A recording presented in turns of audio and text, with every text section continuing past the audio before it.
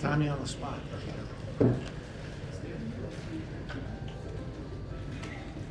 All right, it's noon, so it's time to start.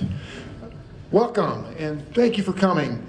We appreciate you being a part of our Ankeny Area Chamber of Commerce legislative update hosted by your Governmental Relations Committee. My name is Tom Friedman, and as a member of the committee, I'll be serving as today's moderator. The Chamber has hosted legislative events for over 20 years, and we continue to be fortunate that our elected officials are available to join us for this dialogue. We look forward to hearing from Senator Whitford, Representative Gobble, Representative Busolo, and Mayor Holm. Unfortunately, Steve Van Oort could not make it this afternoon. He had an unexpected absence. The Ankeny Chamber of Commerce and our committee hosts these events for the purpose of informing and educating Ankeny Chamber members and our residents regarding political issues facing or of interest to our community. Your Ankeny Chamber, the largest chamber in Iowa, endeavors to promote and model the principles of citizenship, responsibility, fairness, trustworthiness, caring, and respect. In conducting today's meeting, we expect that all participants will act in a respectful manner consistent with these principles. As moderator, and on behalf of everyone in attendance, thank you in advance for doing so. The format for today is to hear an update from our elected officials.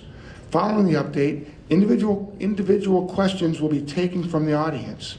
If you have a question, please write it on an index card. Jen Walters holding up if you don't have one. And on the table in the back of the room, and I'll read out as many of those as I can before our ending time at 1 o'clock. I would like to thank the sponsors of today's event. As you can see on the screen behind our officials, our series presenting sponsor is Snyder and Associates, and today's event sponsor is McGough Construction. Please help me in recognizing Snyder and Associates and McGough Construction for their sponsorship today.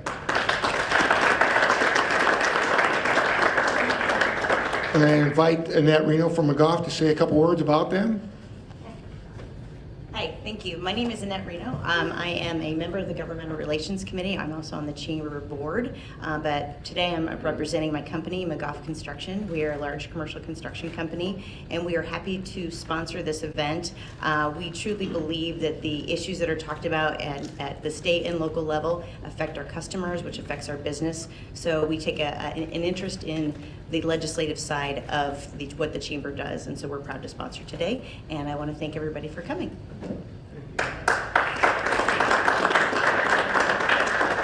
And Mark Land is here representing Snyder and Associates. Mark, Mark's just going to wave hi. Working on the questions. Thank you, Mark.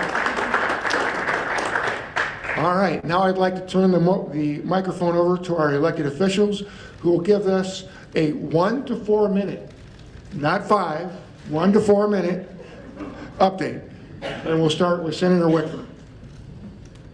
Well, thank you, and thank you all for coming, and it's good to see everyone back in person. It's been quite a while since we've done these in person, so happy to be back and have a good conversation today. So we just finished our 5th week of the legislative session, and someone asked me how it's going, and I said it's going better than the headlines would show that it's going. You know, this is the time of year where 1,000 bills get filed, a lot of them get hearings, some of them continue on through the process, and most of them just go away or die in the subcommittee or committee process. So as we always say, there's a lot of bills that are going through that are getting a lot of attention but may not be the priority bills that actually end up becoming the laws this year. So the subcommittee process is going really well overall, and a lot of laws are continuing to move through. This next week is probably the most crucial week of the session. It's called Funnel Week. And that is where if a law doesn't pass a committee in either chamber, it's done for the year. So those of you that are working on different bills or looking to get something passed this year, this next week is a really important week to kind of survive that first funnel to go on to the second funnel and then hopefully to passage if it's something you're working on. So this week will be very crucial to that. Overall, as a state, we're in one of the strongest positions we've ever been in. If you look at back in March of 2020, heading into COVID, they looked at all the states and said, which states are doing well, which states are struggling, which ones are poised to handle this unknown pandemic, and which ones are gonna not be able to handle it. We were ranked #1 in the entire country back in March of 2020 for our ability to withstand this unknown pandemic. Fast forward as the economy was opening back up a year later or so, they did another study and said which state has recovered the fastest from COVID. And again, we are ranked #1 in the entire country for getting our economy back and recovering from COVID. And so because of that, it puts us in a really strong position financially at the state to where we have not only our $800 million, almost $1 billion in our rainy day funds, we also have $1 billion in our taxpayer trust fund. We're going to finish this year in June with another $1 billion surplus on top of that. And then we've created kind of a structural surplus between what we bring in and what we spend of almost another $1 billion, about $800 million. And so that really puts us in a strong position where we can continue to make investments in areas we want to make investments. We can also continue to reduce taxes and make Iowa more competitive in our tax climate. And so I'm sure, or maybe we'll get questions on the tax proposals out there, or these guys might talk about them, but certainly that's going to be the top priority and most talked about issue at the Capitol this year is taxes. So happy to address that if it comes up. Thank you. Welcome and thank you everyone for coming to your city council chambers. Put a plug in, we meet the first and third Monday of every month at 5:30. You're always welcome to come and participate in your local government. The city of Ankeny is currently working through our annual budget. We're midway through that, and we are always looking to update our cornerstone policies related to providing ample police and fire protection, and also our utilities along with regional water.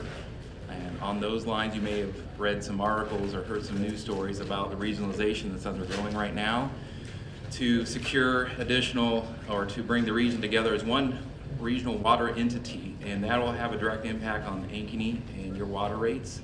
We're well aware that water rates are controlled by Des Moines, and we're well aware that the rates have continued to increase over time.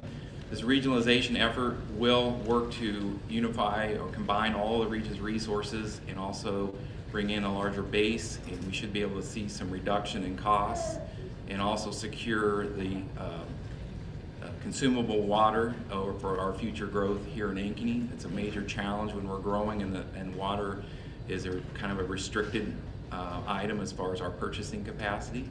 So we look forward to resolving that actually in the next our next meeting on the 23rd, I believe. We'll be voting on a memorandum of understanding to join into that. Recently, too, we've contributed about $5 million to Des Moines Regional Airport. If you're aware, there's a hefty price tag for our regional draw. The airport requires a new terminal, which services the entire state, and Ankeny's proud to participate in that cost because we're one of the #1 users, or high volume users of the airport. Looking forward to our budget, we over the past few years have been very conservative in our approach to budgeting, and we are actually continuing to look for a way to live within our growth, which last year we grew by $500 million. So we have incredible growth here, which allows us the opportunity to pay for a lot of things and still reduce our debt. Speaking in terms, I often hear people talk about, oh, Ankeny's such an expensive place to live. And I push back on that because if you look at our levy, we're a community that provides a tremendous amount of services, high education, and to accomplish all that, you really need to pay for things. But you look at things outside of the city and school levy, like DART, Polk County, DMAC, Broadlawns, they all combine to your tax bill too. So I challenge you, as you go and you look at your tax bill, look at what Ankeny's charging you for the level of service you get. We are the 4th cheapest city in Polk County to live in regarding your city levy. And those who beat us, Mitchellville, Holloman, and Elkhart. Not saying anything against them, but we're a full service city and we provide you an extremely cheap form of government. That is what your city council and I work on daily. We wake up daily thinking about how can we save our taxpayers money, live within the means, live within our tremendous growth.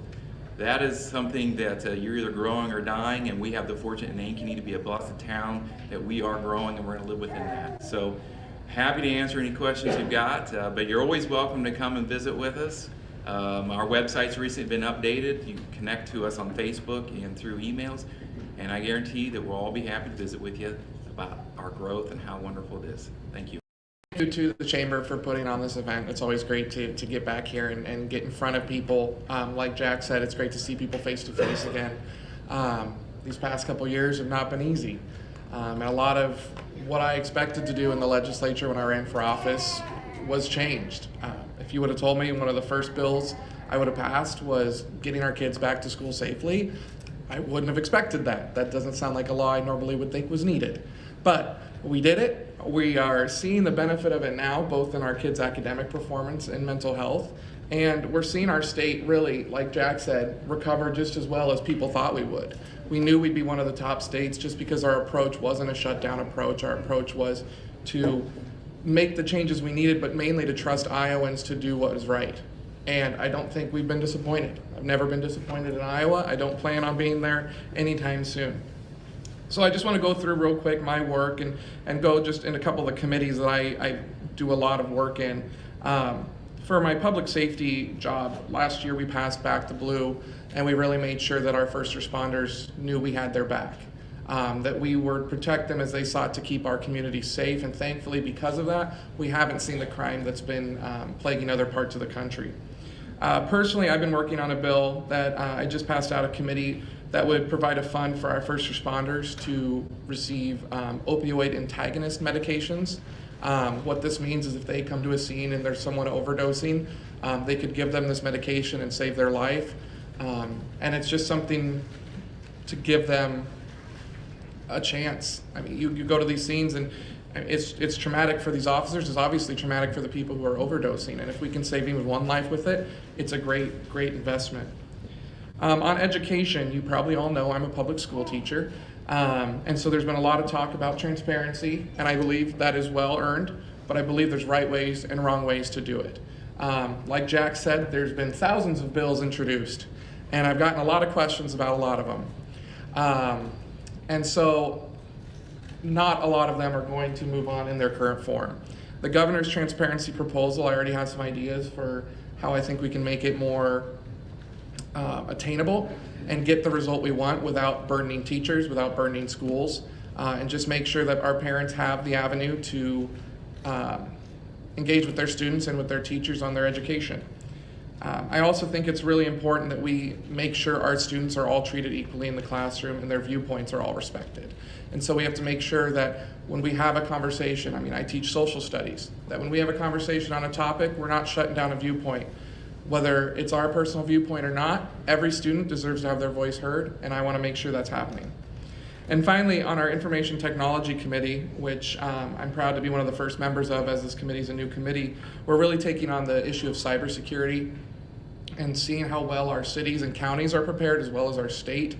Obviously, this is an issue that's really getting, unfortunately, traction as we become a more technologically advanced society. But those are just a few of the things I'm working on personally. I'm excited to take questions, excited to work for you down at the State House, and thank you for this opportunity. So the junior rep from Ankeny goes next, I suppose, and final.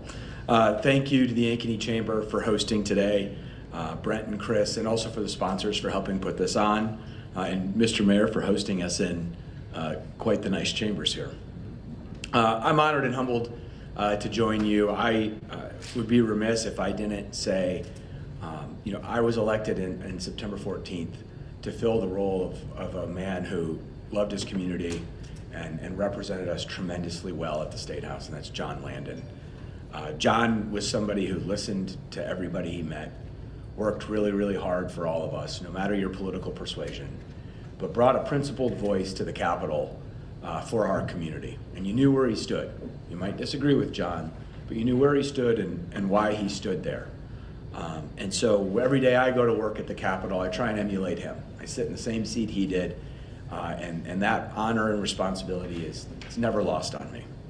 I would also like to add, before I forget, I brought business cards, so they're right up here at the front. And if you need to get a hold of me or want to get a hold of me, it has my email and my phone number and all the ways you can reach out to me if you don't ask a question today or something comes up in the future. When I ran for office and talked about my priorities about protecting freedom, promoting prosperity, and ensuring we have great schools that are empowering students and responding to parents. Those priorities were linked to what I believed and where I believed our state sat. And as Jack talked about, we've come out of the pandemic in a very strong position. And as a result of trusting Iowans and trusting our neighbors rather than dictating to them. We have $10 billion in receipts last year with only an $8.1 billion budget. That's a tremendous amount greater collected than it is that we spend. We have $2 billion going into a savings account that is solely intended for taxpayer relief. And right now in Iowa, we have 100,000 jobs available with less than 60,000 Iowans looking.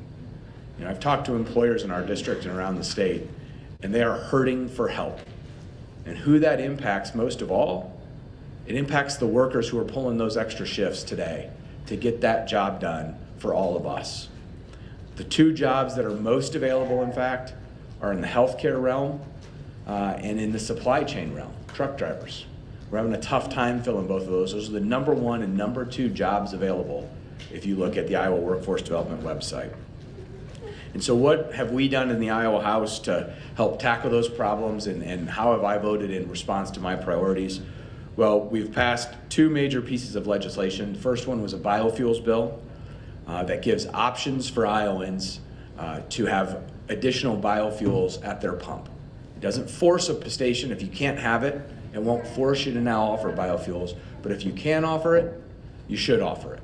We know that biofuels compete on an uneven playing field, but they mean a huge and very meaningful piece of our Iowa economy, whether that's to our farmers, our manufacturers, or the producers themselves. This lets them get a little bit more of a level playing field against big oil. Secondly, yesterday we passed $3.58 billion of school funding off the Iowa House floor. That's $172 million of new funding this coming year. To put that in perspective, over the past 10 years, just in state aid, that's over $1 billion of growth in school funding. Over that same period, the state has only grown by 13,920 students.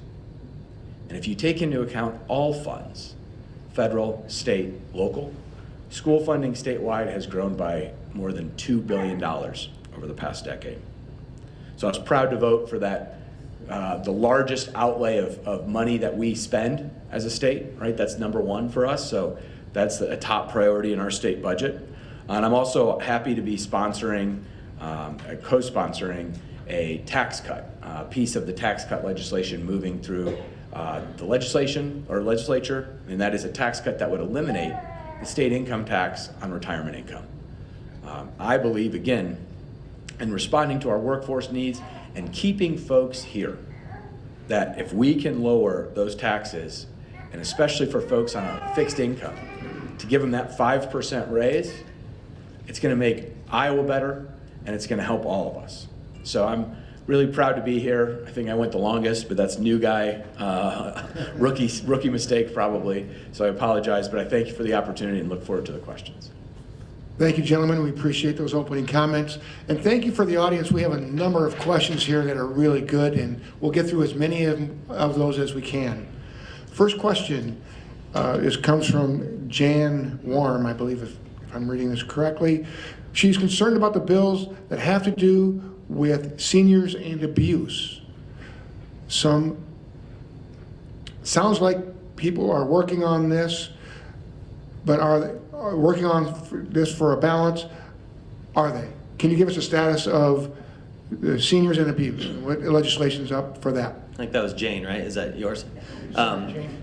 I don't know any specific bills yet this year that are going to be coming through. Like I said, there's 1,000 filed or whatever, and they're coming through the process to get towards my desk. But I know over the last 4, 5, 6 or more years, most of my time in the legislature, we've passed several bills dealing with senior abuse, and whether that's financial abuse or just abuse, we have really tried to highlight that and pass several laws to try to curb that. And so that's a bipartisan issue that whenever those come up, it's almost, I think it is unanimous every time we do something. So I would expect it to continue to be bipartisan, anything that would be coming through.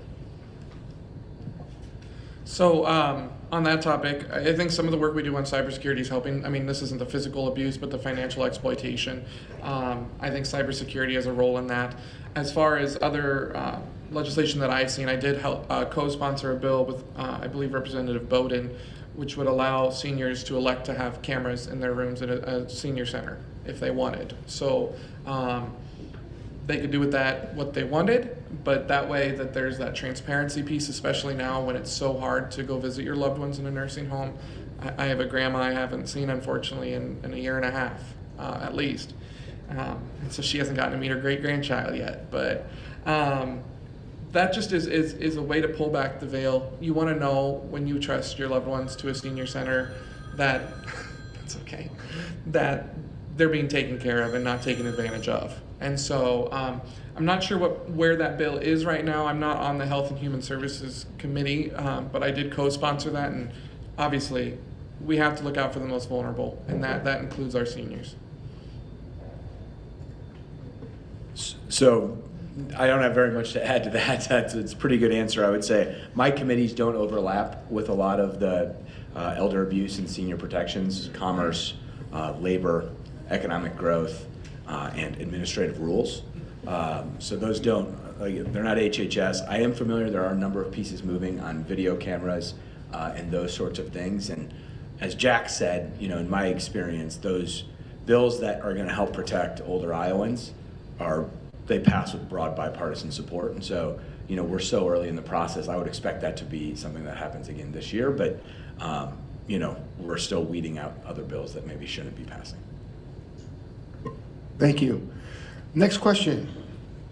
Why are legislators trying to make another law against distributing obscene material to minors when it is already covered in Chapter 728 of the Iowa Code? We'll start with Mike this time and go this way. Rookie. So, I'm not sure what bill you're talking about. Did the person ask the question here, or could I It's for stuff demonizing teachers, having another law specifically against teachers, distributing obscene material to minors. There's already a law on the books. Chapter 728 of the Iowa Code covers distributing obscene material to minors. I don't think we need another one.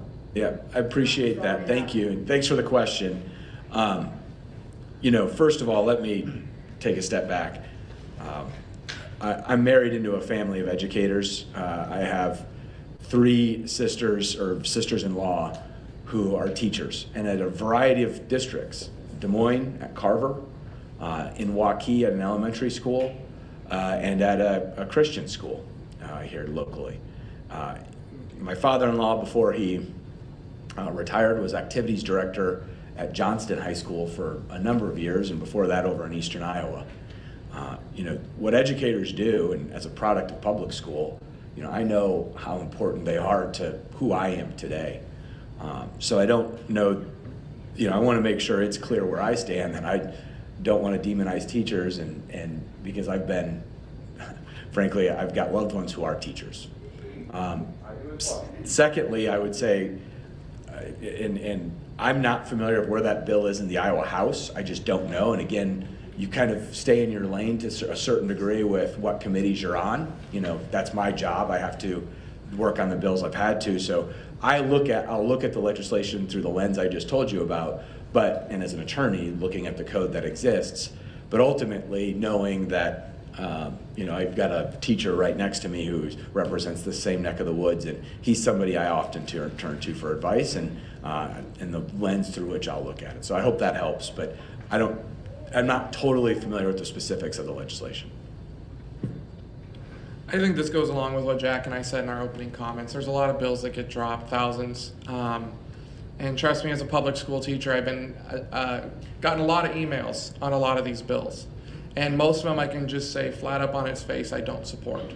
I like to educate my caucus and anyone who will ask on what teachers are doing to make sure their material is appropriate, what I do in my own classroom, and where there's room for improvement. There's room for improvement everywhere. Okay, and our teachers will work with us on that. I know that. I've sat down with several of them as some of these bills have been worked through, some of my colleagues, some people I just met talking about this issue. They want to do right. I'm a 3rd generation teacher. My wife teaches, my sister teaches, I teach. I'm not about to demonize teachers, and I've tried to push back on everywhere I've seen that. As you saw on yesterday or the day before, that camera bill, I was very glad to see that die, and I said so on social media. I'm not afraid to stand up and kind of buck what other people in my party are saying. I know these are things that people are putting forward because they have concerns, but I also like to go and talk to them about what's actually happening in the classroom that they might not hear. We need to hear every voice. Just because I haven't had experience with some of these materials doesn't mean it's not out there, but it would be wrong to say it's everywhere. And so that's how I'm working, and a lot of that goes on behind the scenes, answering questions from my colleagues. I've really appreciated, even though I'm a freshman, being involved in a lot of those discussions where people value my experience, and then going home to my wife, who she's on maternity leave now, but she's an English teacher, and that and social studies are kind of where most of this discussion is happening. And so I also like to say my wife's a Democrat, so we have a good dialogue. And I need to reconcile with myself anything I do, and a lot of this doesn't abide by what I believe personally. And when I run it by my wife on the English stuff, she gives me an open opinion too. So I would say a lot of these things are maybe supported by a few people. Anyone can put in a bill, but until it gets to that committee stage and forward, it's kind of just, for some people, a personal crusade.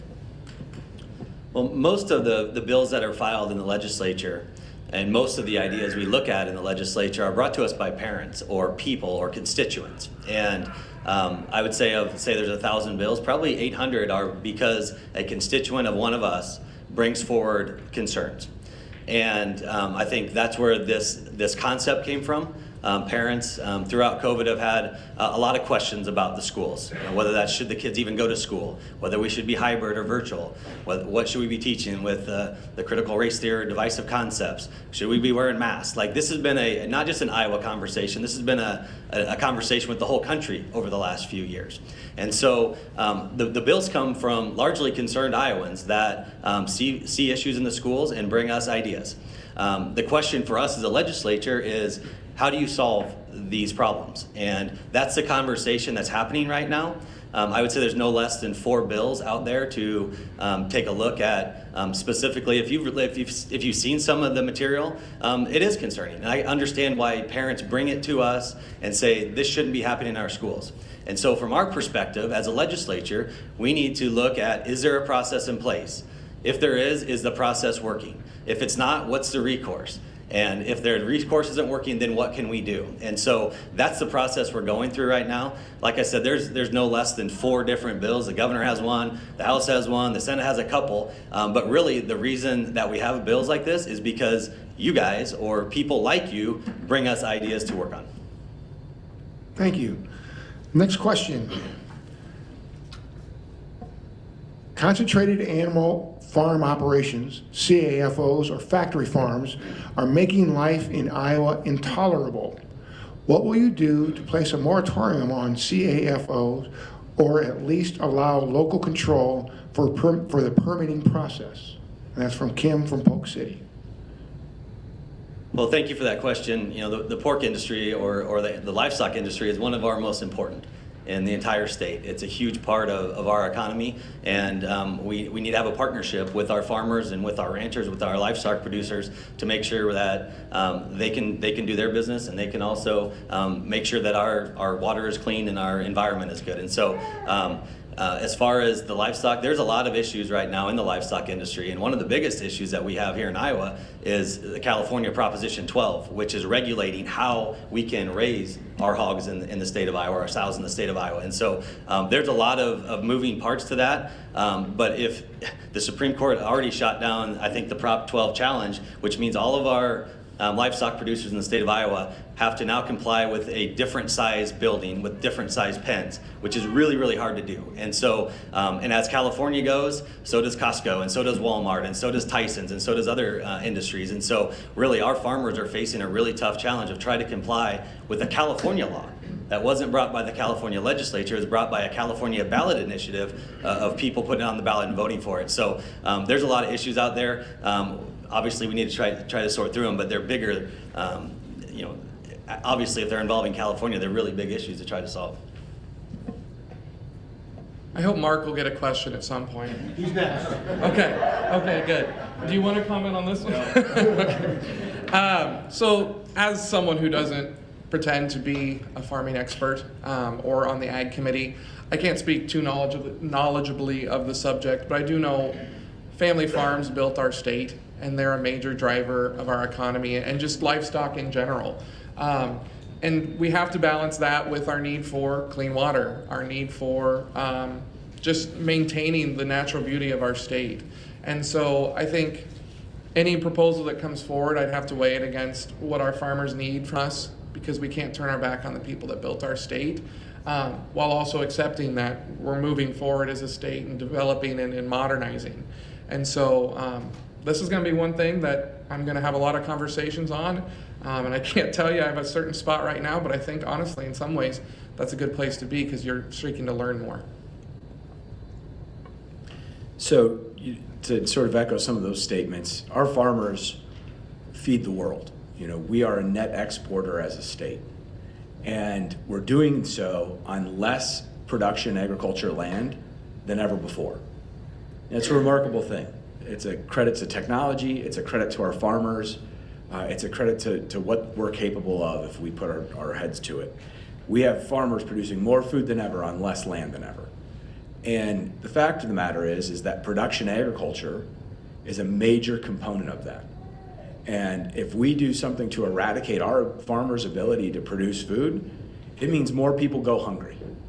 And as legislators, you know, we are the leaders when it comes to agriculture and setting the policy here in Iowa. It's the place that leads the country in terms of corn, soy, hogs, eggs, chicken. We're number one.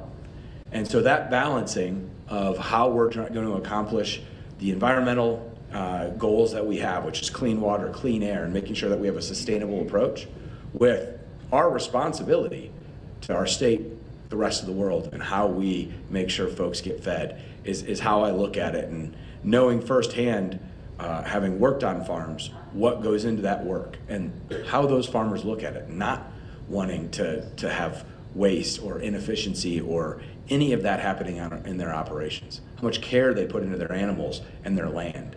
You know, you can't take that for granted, and I think that's something that we should never forget as legislators. Thank you. Question for Mayor Holm. Please give us an update on the status of the regional water plan and clarify where Ankeny fits into this plan. Sure. So the update on the regional water plan is West Des Moines has voted to enter into the memorandum of understanding. They do control their own water resource. They refine their own water and have a water board, and they've spent a lot of time in the past 6 weeks or so having public hearings on the issue. They own all their infrastructure, and again, they have employees that work for them. So coming into a regional entity means that their assets and their employees become part of the regional entity itself. Where Ankeny's at with it, we've had our discussions. I met with Waterworks in December, got a tour, and we talked about some of the high-level items coming up. And I do believe on our next Monday meeting, a week from or 2 weeks from last Monday, we have our memorandum of understanding to enter into that, and I believe council is prepared to enter into that, but until the vote occurs, I haven't seen any questions from council members regarding it. We're going to have we'll have some discussion on it, and encourage you guys to come Monday night and listen in on it, and be happy to take any feedback. I'm sure any of the council members would be happy to take feedback too if people have questions regarding that. Again, repeating a little bit what I said, we will see some benefit. Ankeny is a growing town. We're adding roughly 6 or 7 people per day. We've grown by 25,000 people in the last 10 years, and we anticipate, well, we know unofficially that the census, the Ankeny's bigger, I'm going to say it out loud, than West Des Moines. So we're the largest city in Polk County. The census may show otherwise, but based on our growth, we're just excelling. And water is a real issue. So we have two technical things. We're going to be, so we inject millions of gallons of water underground into the Jordan Aquifer, and in the summer we pull out that water to try to offset, because we have We have a like 13 billion gallon per day capacity. And my number might be a little bit off. I'm not known for memorizing numbers that well, but it's a large number of water. So our purchasing capacity, Ankeny's notorious. We're green. It's a hot summer. You drive around, look at the sprinklers going. We consume about over half of our water in Ankeny consumption is irrigation. So in those hot summer days, we're pushing our limit. And when we push our purchasing limit, we go over by 1 gallon. We're penalized by one waterworks for the entire year. So you have to pay a higher volume, and it takes that year. And for the record, we went over it in January already this year.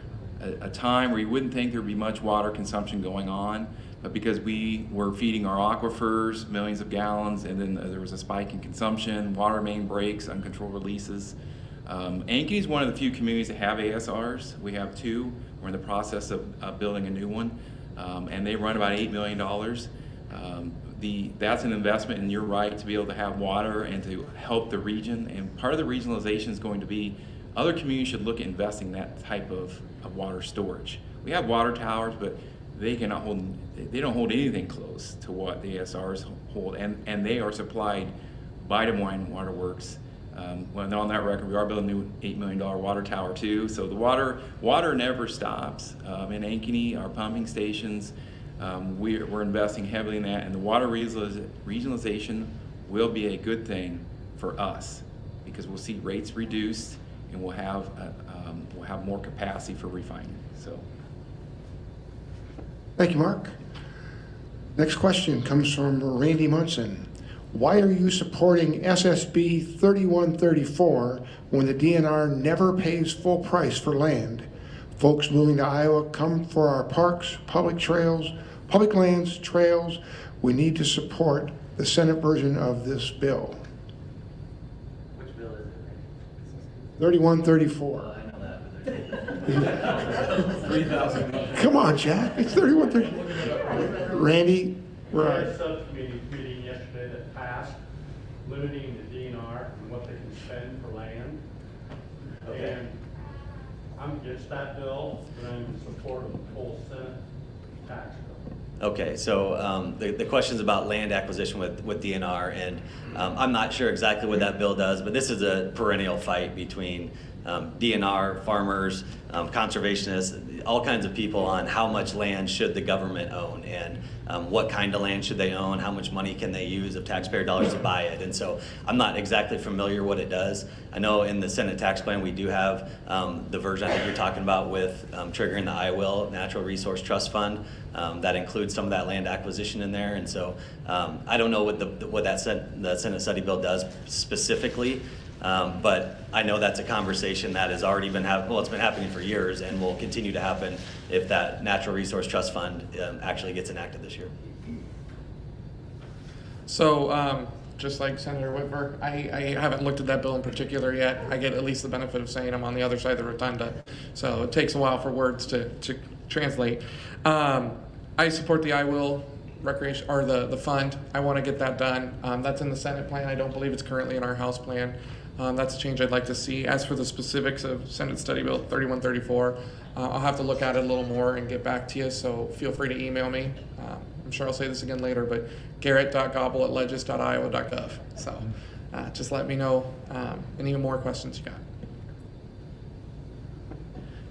Just like Garrett, it's on the other side of the rotunda. It's in the Senate making its way through. I'm not sure if there's a companion bill in the House.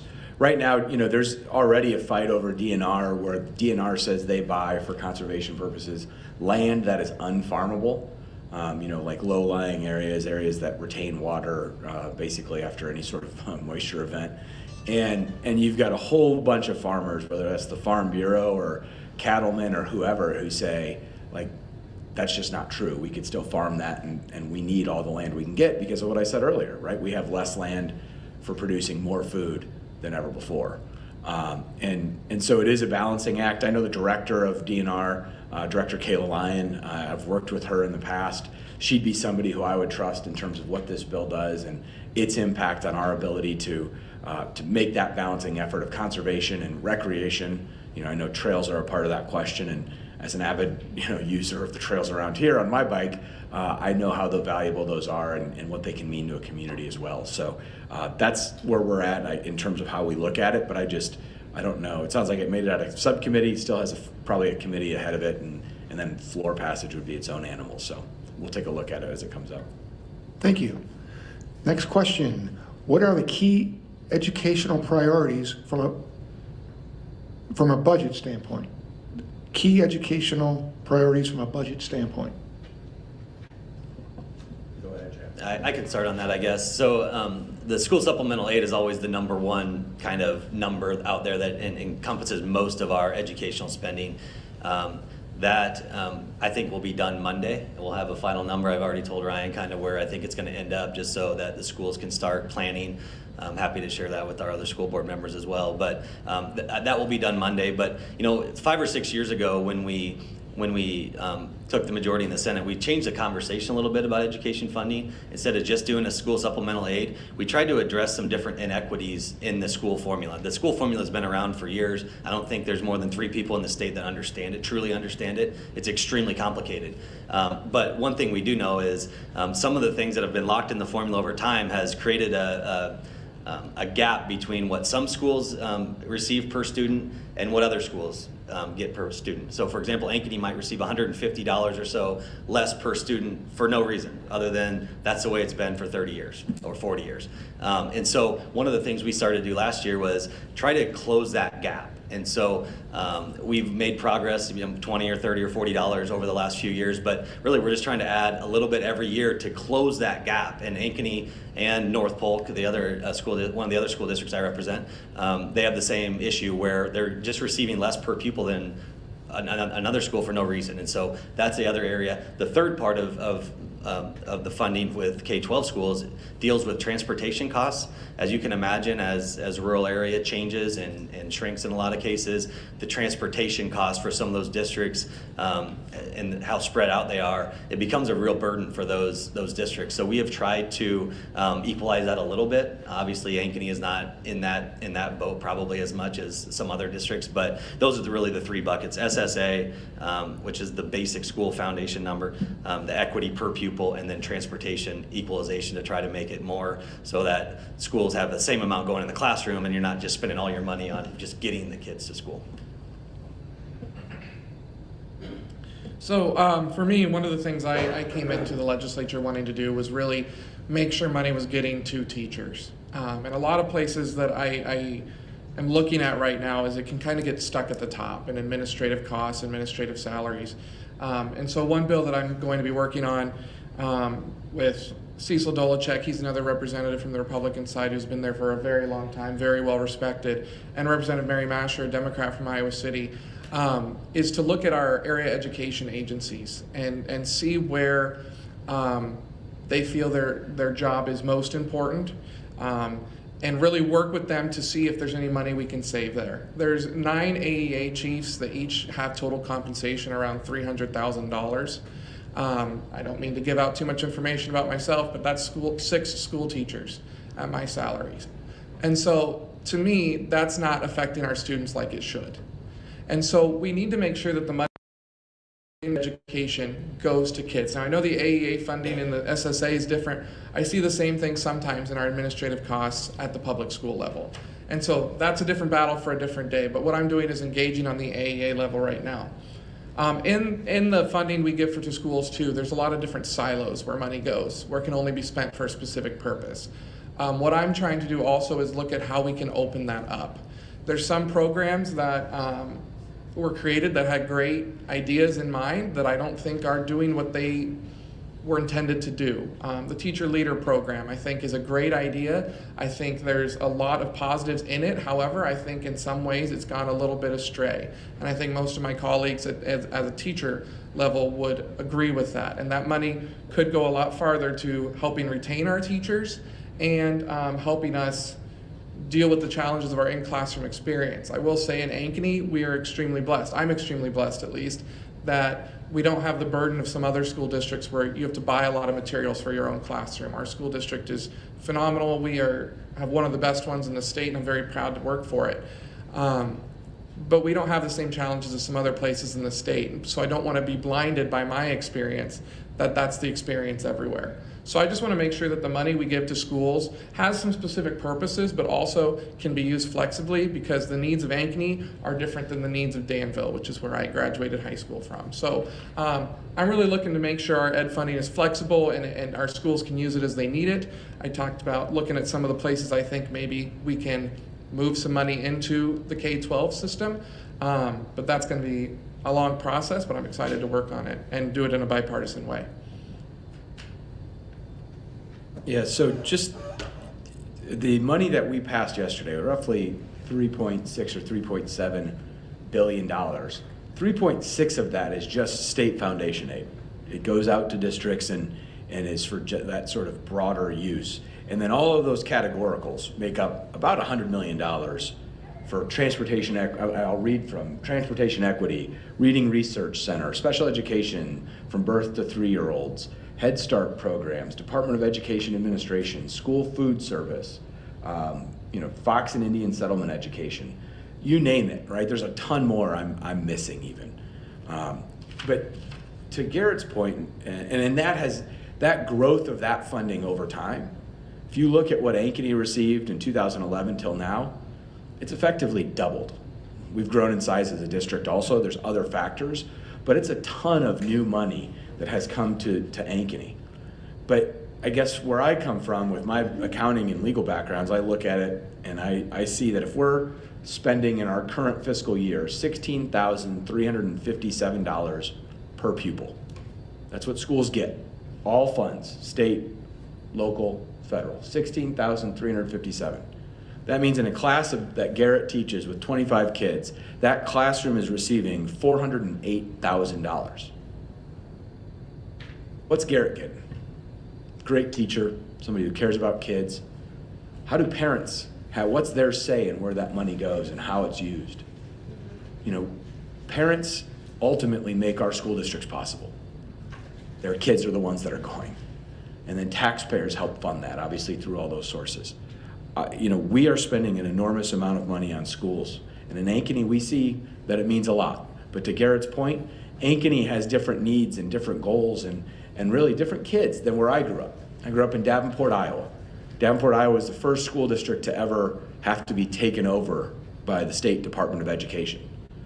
And I grew up in a high school building that was built in 1904. I can tell you when I walk into any building in Ankeny, it looks a heck of a lot different from where I went to school.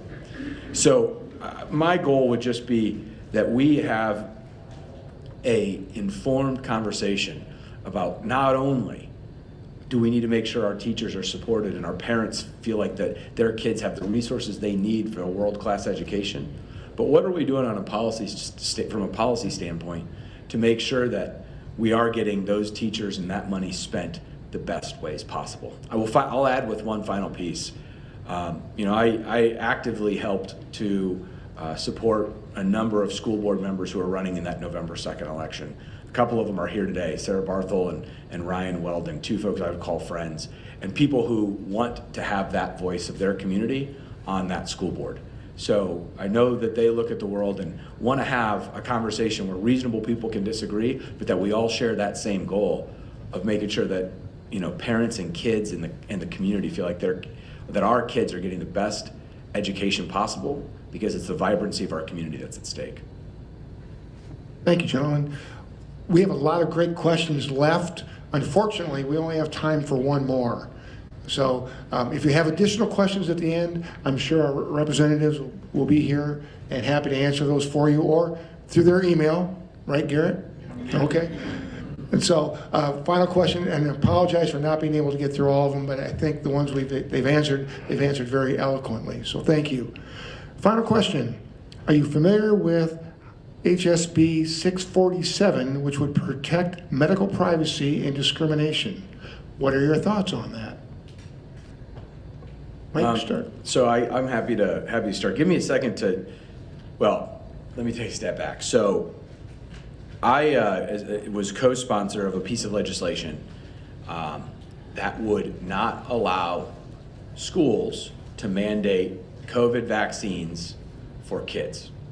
I co-sponsored it because I looked at what's happening around the world and what we know about the virulence of the most recent strains of COVID. And I thought that this was good policy for Iowa and for Iowa parents. And from hearing from parents in my community and listening to them, and that gives the choice on that to parents. That was the only bill there. On this bill, if it is what I think it is, and there's a subcommittee on it, I believe yesterday, that lasted about 3.5 hours. I did attend that subcommittee while I could. We were also debating, school aid funding at that same time. That bill is one of roughly 25 pieces of legislation. That's just in the House. I don't track the Senate. I hate to break that to you. Even though I'm running for Senate, I don't really track their stuff. I let Jack do that and tell me. So it's about 25 pieces of legislation in the Iowa House.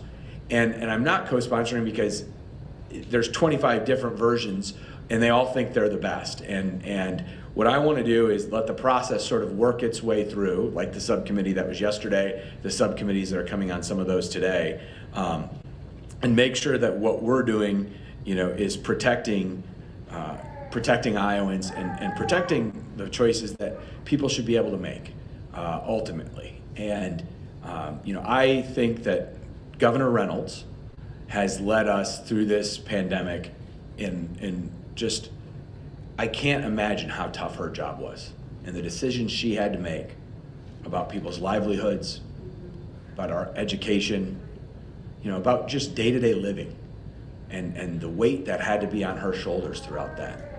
And she has led us in a way that we have, whether it was health metrics or economic metrics, Iowa has led and we have come out well. So I'm going to also follow her lead on what she looks at and what she thinks would be an effective piece of legislation to make sure that we have those balancing goals balanced and protect Iowans ultimately. As I said at the beginning, as I started running in fall of 2019 and then got elected in fall of 2020, I had a certain list of issues that I thought I'd be dealing with most of the time, and a international pandemic was not one of them.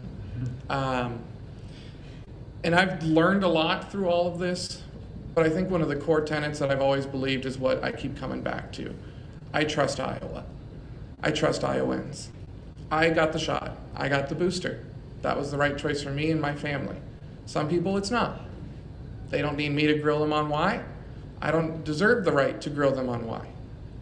And so being able to tell Iowans, we trust you, do what's right for your family, it's not a one-size-fits-all situation, is key. And I believe that's, I haven't read this legislation through and through. Congratulations on a really long subcommittee. I know that was your goal.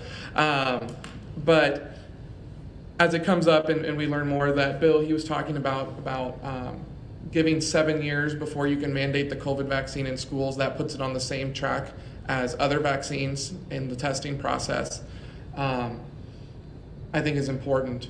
And it's just important to, again, come back to that basic truth and tenet that I believe in. Iowans are doing the right thing for Iowans, okay? You're protecting your family the best way you see how. It's not our job as a government to dictate that to you. So I'll just leave it at that. And I guess I would just add, from a Senate perspective, we also have many, many different bills dealing with vaccines. Frankly, it's been most of my time over the last 6 months has been spent sorting through different bills on this topic, and it is complicated, it's tough, but it's all resulted because of a gross overreach from the federal government, trying to come in and tell us what to do, tell people what to do. And so a lot of that has been overturned at the federal level in the Supreme Court, which I think were the right decisions. A couple of those have stayed in place, and so a lot of what we have to do is react and try to fit within the bounds of not just passing a law to pass a law. It's actually what will work, and the federal preemption clause and the strings on all the federal money have to be dealt with. And so, like Mike said, there's a ton of bills out there, and we're sorting through all of them right now. I was going to say I saw that the subcommittee was posted. I was going to watch it. I don't know if I have 5 hours to watch it, but certainly we'll keep an eye on that as it comes through. I don't think there's a Senate companion at this point, but we'll definitely keep an eye out for it. Thank you. And thank you to all of our elected officials for your generous time given to us today and the work you do throughout the year, and for everybody here who came. Thank you to our presenting sponsors, Snyder and Associates, and today's event sponsors, McGough Construction. Thanks again, everybody, for attending today and for your interest in the work of your government. The next legislative update will be held 1 month from today. Get your calendars out. March 11th, same bat time, same bat station. And for those of you who don't understand that, same time, same location. We'll also hold an update in April and a summary update session in early May at the close of the legislative session. Also want to make you aware that Ankeny will be holding a special election for City Council to fill the vacancy as Mayor Holm was elected. You can request an absentee ballot request form to vote absentee. There's a lot of absentees on that one, right? From the Polk County Election Office through March 14th. Absentee voting at Polk County Election Office will be available from March 9th through the 28th. Locations for in-person voting on March 29th are still to be announced. The Chamber will announce a March date and location for a candidate forum for the 2 candidates who will be on the ballot, Bill Liu and Todd Schaefer. Finally, I want to point out one particular Ankeny Chamber event next Wednesday. So if you have your calendars out, put next Wednesday on it. We have a new Senior Vice President of Talent Development for the Greater Des Moines Partnership, Martin Desir, speaking on how to retain workforce, upskill training, and DEI programs in the Ankeny area. Mr. Desir is also on the cover of next week's Business Journal. This event is, one of my favorite 4-letter words, free for Ankeny Area Chamber of Commerce members and a $10 fee for non-members. And it will be at the new Craig Tool headquarters in Ankeny, and it is sponsored by Murphy Enterprises.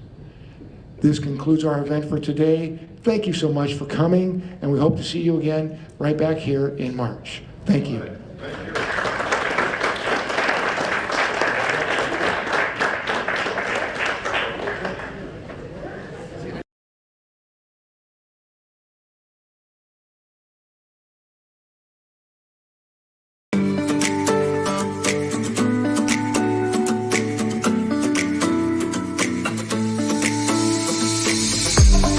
You know, one of the things that we're always looking for as a not-for-profit organization is low-cost ways that we can get the education we need. And the Chamber does a great job of bringing together a well-rounded mix of people and topics at a cost that's affordable to an organization like On With Life. Anytime anybody asks me about the Ankeny Chamber and whether or not it's a good business decision, I wholeheartedly say yes. And there's so many different things that members can get out of being a part of the Chamber, and it's going to be unique for everyone. And everyone has the opportunity to figure out what is a business need they have and how can the Chamber support it. And I am 100% that they will find the answer in working with the Ankeny Chamber.